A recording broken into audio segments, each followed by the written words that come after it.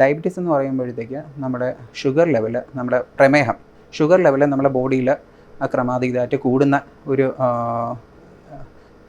ഒരു പ്രക്രിയയാണ് നമ്മൾ ഡയബറ്റീസ് എന്ന് പറയുന്നത്. സോ ഡയബറ്റീസ് നമുക്ക് എങ്ങനെ കണ്ടുപിടിക്കാം? അത് യൂഷ്വലി നമുക്ക് ആദ്യം കുറച്ച് ലക്ഷണങ്ങളായിട്ടായിരിക്കാം നമുക്കിത് കണ്ടുവരുന്നത്. സോ ആദ്യം നമുക്ക് ഇതിൻ്റെ ലക്ഷണങ്ങൾ കാണിച്ചു തുടങ്ങുന്നതെന്ന് പറയുമ്പം അമിതമായിട്ടുള്ള ദാഹം, വാ ഉണക്ക്, ഇടയ്ക്കിടയ്ക്ക് മൂത്രം ഒഴിക്കാൻ പോവുക, ഇതൊക്കെയാണ് നമുക്ക് ആദ്യം കാണുന്നത്. പിന്നെ ചിലവർക്ക് ഇത് അമിതമായിട്ട് മൂത്രത്തിൽ കൂടെ ഇങ്ങനെ പതയായിട്ട് പോകുന്നത് നമുക്ക് കാണിച്ചു വരാറുണ്ട്. സോ ഇതൊക്കെയാണ് നമ്മൾ ഡയബറ്റീസിന് ലക്ഷണങ്ങളായിട്ട് ഇനിഷ്യൽ സ്റ്റേജിൽ കാണിക്കുന്നത്. സോ അത് എങ്ങനെ നമുക്കിത് തിരിച്ചറിയാം? അപ്പോൾ ആദ്യം നമ്മൾ നോക്കുന്നതെന്ന് പറയുമ്പോൾ നമ്മളെ ബ്ലഡ് ഷുഗർ ലെവലാണ്. സോ ബ്ലഡ് ഷുഗർ ലെവൽ നമുക്കൊരു രണ്ടായിട്ട് നമുക്ക് തിരിക്കാം. ഒന്ന് ഫാസ്റ്റിംഗ് ബ്ലഡ് ഷുഗർ, രണ്ടാമത്തേത് PPBS എന്ന് പറയും.